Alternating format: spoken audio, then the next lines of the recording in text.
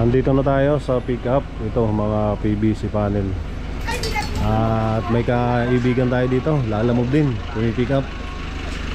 So ito ay parang suking-sukay na natin everyday. Ay halos may pick up tayo dito. Doon ko pinarada si Maron. So abanti ko ng konti.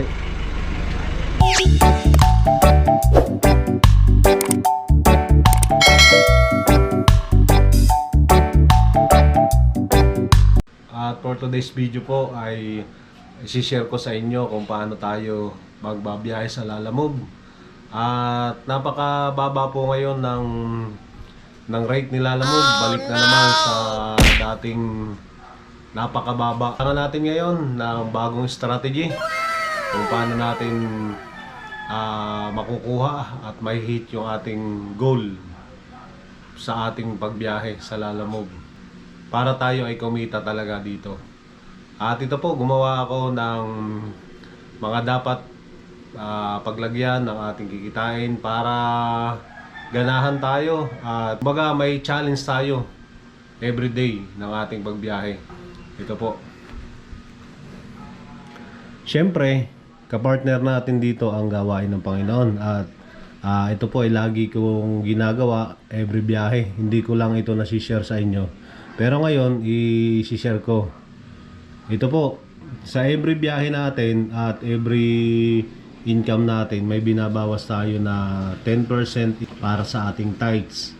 Meron din po akong pinagbibigyan yung paid promise. Ito po ay para sa mga missionary na aming sinusuportahan. So every biyahe po, nag-aalat ako diyan ng 150 every biyahe. Halimbawa, 5 days ako magbabiyahe, 150 every day. May allotment din po tayo sa mga utang. Kung may mga utang kayo o utilities, ay nagbibigay tayo ng 500 every day. At ito po, may love offering tayo, 50 pesos, pero gagawin natin 100 na yan. At ito po, daily allowance, kailangan malagyan natin yan, 1.5. May ini-invest din po tayo o iniipon na 200 per day. Wow! So walang patlang dapat yan. Kung sa isang taon at na-fulfill mo yan, may 73,000 ka na invest. At kung may pinaglalagyan ka, ay hindi lang po yan 73. Kumbaga, tutubo yung pera natin. Siyempre, hindi mawawala yung sa ating maintenance kay Simon. Dito, nag-aalat tayo ng kahit 100 per day sa ating biyahe. At isinasama na natin dito yung tip natin na tatanggap. At dito naman sa mga yung mga coins natin, barya, mga 10 pesos, 5 pesos, ay binubukod natin to. Kumbaga lahat ng barya na nakukuha ko, nilalagay ko dito. At syempre, hindi naman kakasya dito kung iipunin natin. May pinaglalagyan din ako nito, mga barya-barya. Pinakita ko lang na kapag may hawak na ako na barya, 5 pesos, 10 pesos, 20 pesos, ay siniseparate na natin yan. At ngayon po ay 8 na ng umaga at nag-aabang-abang na tayo ng biyahe sa Lalamove. At nawa ay gabayan tayo ng Panginoon. Siyempre, unang-una, kasama diyan yung natin, pananampalataya, na si Lord naman ang tutulong sa atin dito para makomplete natin to lahat na malagyan. Itong napakahalaga po nitong mga to. So, isi-share ko po sa inyo at ipapakita ko, malalagyan natin lahat to. Alright. Ito po, still waiting tayo ng booking. So ito pwede na kasi napakababa ng booking ngayon. Para magbiyahe lang tayo, ay kunin na natin to. Malapit lang to sa akin eh. So dadalhin natin to sa may Ortigas. 434 yung booking niya. At yan, nakuha natin. So tawagan natin kung anong pipikapin natin dito. Kaya po gumawa ako ng ganong sistema para at least ma-encourage tayo na bumiyahe. Sorry. Oh, You do not. wala pala akong load. So maglo-load muna ako. Sige po. At nandito na tayo sa first pick up natin. Ito mga filing cabinet yung kanilang isasakay. At ano pa, disassemble. So ang oras po natin ngayon ay 8:54 ng umaga. At ito yung first booking natin. Ito po, 8:54. So first booking, nandito na tayo. At tingnan natin kung masabayan natin to ng booking. At yan, blessing po dahil may nakasabay na tayong booking. Ito yung WPC na panel. So kinuha ko na dahil kailangan natin ngayon ng booking mabilisan. Maganda, may kasabay. Ito naman ay pa-Bacoor. So idadaan ko muna ito ng Ortigas. Tapos maganda nito pagka naibabanan natin tong dadali sa Ortigas, konti lang naman, ay pwede pa nating sabayan itong papuntang Bacoor kasi mahaba lang to panel board. Okay, pick upin na natin. Napakalapit lang nung ating pipick upan dito. Wala pang 1 minute, nandun na tayo. Doon lang sa kabila. So kukunin ko na. Let's go. Ayan oh, isang box lang yan. Tamang tama yung biyahe natin. Ngayon hindi pa taasan ng booking. Madamihan ng pick up ngayon. Ang diskarte natin kay Lalamog. Okay boss, thank you. Ayan. So ito, pagkababa nito mamaya, sasabayan natin to. At hindi tayo papayag ng walang kasabay to. Kasi ito mga ganito kahit medyo matagal, kasi hindi naman ito nagmamadali. At kilala na ako dito. So dito natin para hindi siya masyadong magalaw. Okay, maganda yung simula to dahil double booking. At hanggang double booking lang tayo ngayon. Hindi na pwedeng magtatlo kasi hindi na allowed kay Lalamog. Kailangan makomplete muna yung isang booking. Okay, let's go. Papunta na tayo ng Ortigas. Sa may ano lang to, Robinson. At nandito na tayo sa first drop off natin. Kila kuya oh. Sir, ang pangalan mo? BJ Santos. Si BJ. Si Kuya BJ. Ito si admin. Ayaw pakita oh. At ibababa na nila. So maghihintay tayo ng another booking papunta ng Bacoor. Si Kuya BJ lang ang pakilala. Ito si Kuya. Anong pangalan mo Kuya? Ha? Angelo po. Si Kuya Angelo. Ito ang pinaka-admin dito. Ito na si boss. Angelo ang pangalan ko, siya Raymond. Ha? Angelo ang pangalan. Binabaliktad mo. Si Kuya Raymond. Angelo. Ito si Raymond. Okay. At sila yung makikisig at magigiting na mag-install nito. At si Kuya Guard. Ayun, nag-check ng ano. So, enjoy lang tayo sa ating trabaho. Kahit ako, mahirap din yung trabaho ko eh. Ayan. Oo, sige. Para madagdagan yung ating subscriber. Okay. Blessing po dahil nung nagbababa kami kanina, may nakita akong pa Bacoor. So sinabay ko na kahit 610 lang. At 600 kg lang naman yung booking niya. So pangatlong booking natin to. At nandito na tayo sa pick up. Ito mga beauty product. So hintayin ko lang na maisakay nila. At papunta na tayo agad sa Bacoor. Alright, blessing. At ito po yung na-pick up natin, mga beauty product nga. Beauty ball. At yan, talagang napakaganda pag ito yung na-pick up mo. Kahit anong isabay po ay pwedeng pwede. So pangatlo nating booking to. Itong dalawang booking na to papuntang Bacoor. At i-deliver na natin. Let's go.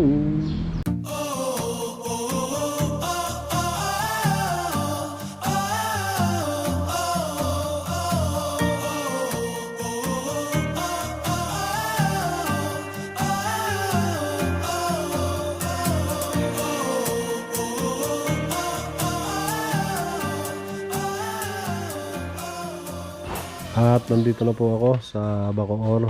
Ito binababa na nila kuya. Ang nauna itong mga beauty product. Dito ang dami nilang panindang beauty product. Iba-iba. Yo Glow. Ito naman diniliver natin ay Beauty Ball. Yun. Ang dami. Puro Shopee ako ya. TikTok. TikTok. TikTok ngayon ang magandang negosyo. Doon ka magpo-post ng ng mga product online. Tapos may nagla-live sila doon sa loob. At kukunin ko na yung bayad, tapos di-deliver ko na yung isa dito. Malapit na lang din. Grabe, matindi po ang traffic dito sa Molino, Bacoor. May nakita akong ginataang halo-halo at bumili muna ako. 35 pesos, ang dami. At ang sarap. Habang nasa traffic ay tayo'y kumakain. Ito po, may nakita akong napakaganda at napaka-cute na sasakyan. Ang liit oh. Grabe. At nandito na po ako sa last drop off dito sa Bacoor. So natuntun ko mali yung yung nakapin. At sobrang traffic kanina. Grabe. Ayan, abang-abang uli ako ng another booking pa Manila naman. At ito po, may nakuha ulit tayong booking papuntang Baisa. So kama naman yung pipikapin natin. Kahit na mababa yung booking, kinuha ko na. Basta party ng pa Manila 910. At may naisabay ulit tayo 765. Papunta naman ng Tondo to. Bacoor din ang pick up. So ito na. Tingnan natin kung kasya. At ito lang po yung na-pick up ko mga katito bar. Yung mga dilata na papuntang Tondo. Yung isang kama, hindi kasya yung yung entrada doon. Yung may headboard. Ayaw naman nilang baklasin kasi wala daw magkakabit. At ibang tornilyo yung ginamit nila. So pinakancel ko na lang. Yung booking na to ay 765 lang. Ito po kasi ay kanina bago ko kinuha to, nakuha ko na yung pabaysa. So ito 300 kg lang. Ayun 300 kg pero mayroong helper. Kaya kinuha ko na. Syempre kapag nandito tayo sa malayo, yung mga ganito kahit wala nang pili-pili, basta pa Manila kinukuha ko. At nandito na po ako sa Tondo. Pero sakto naman po yung yung 65, di ba? Ba? Parang konti lang naman. Dalawang gitna lang namin. Parang may halo. Dalawa. Tatlo. Ayan, at binabanan ni na Pogi.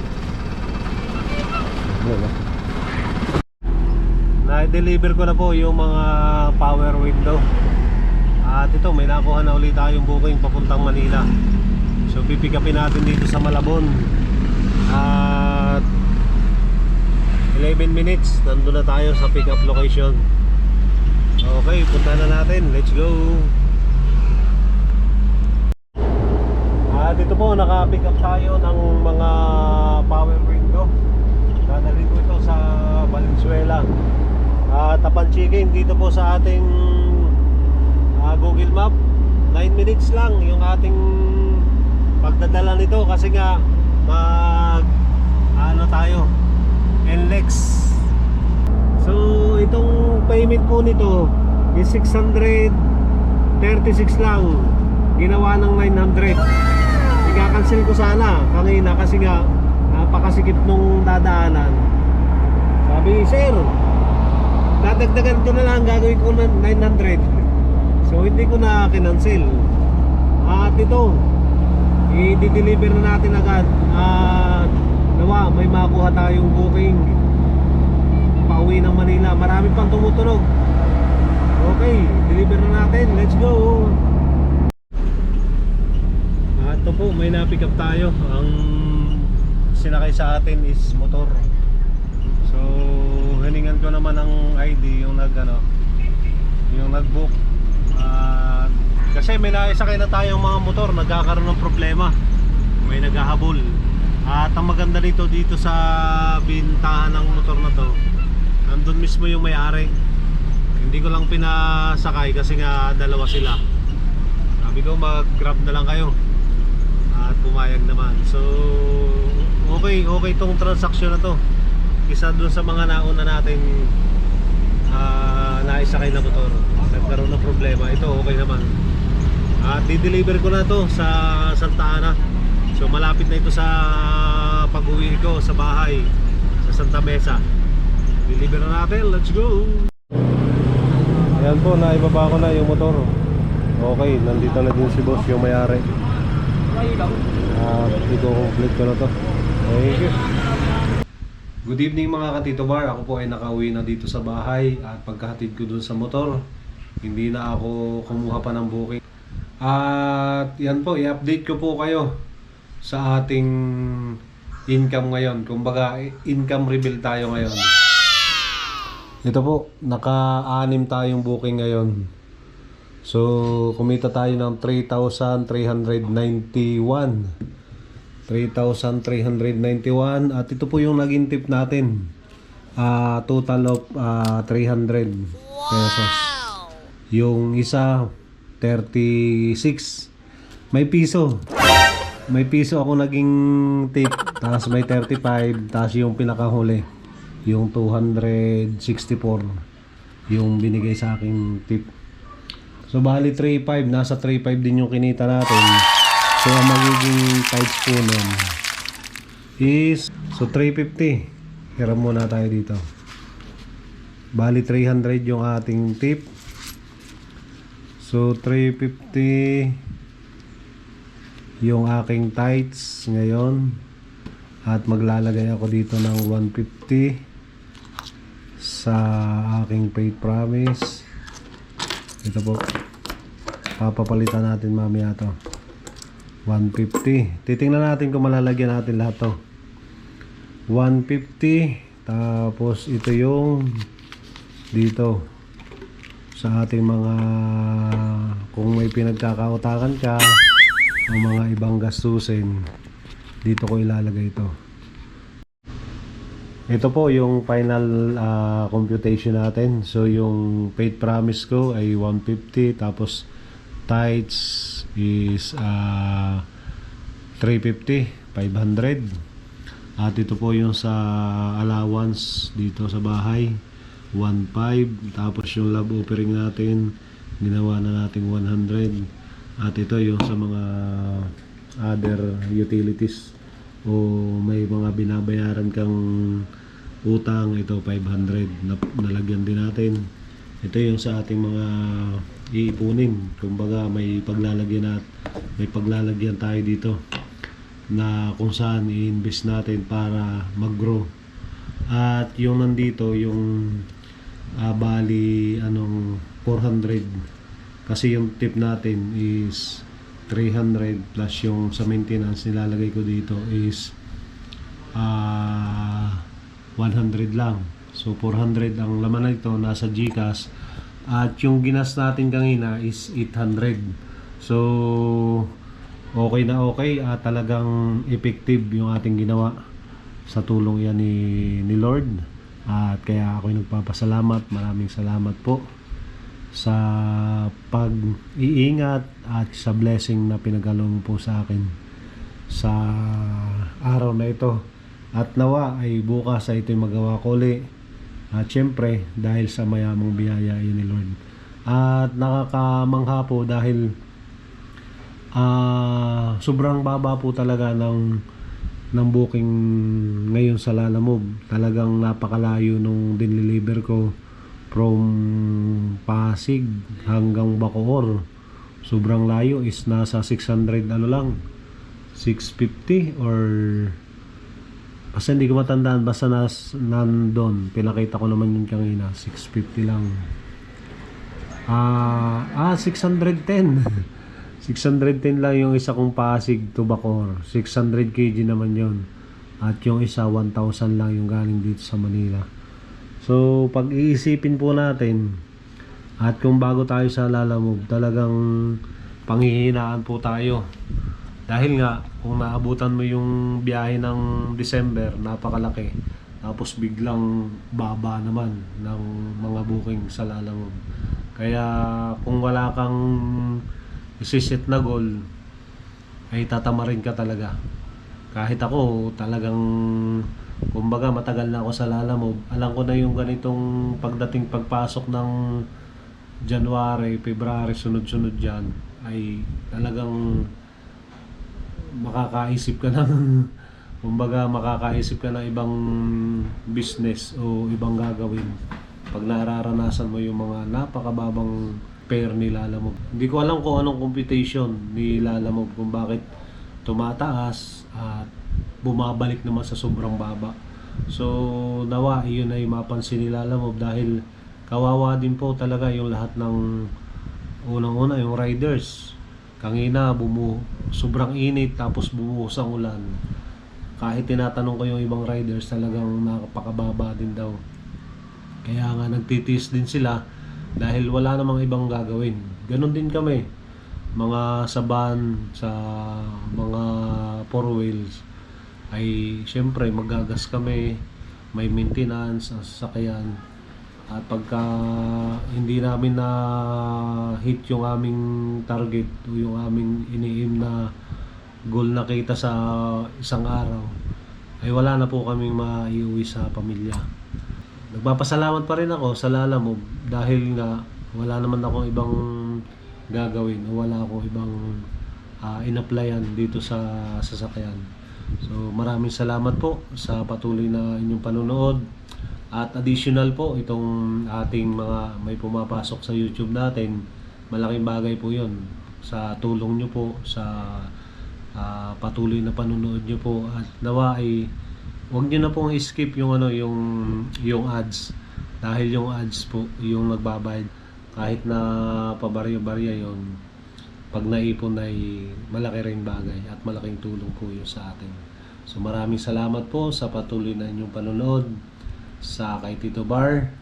At lagi po nating sinasabi, mag-ingat po tayong lahat. God bless everyone. Bye-bye.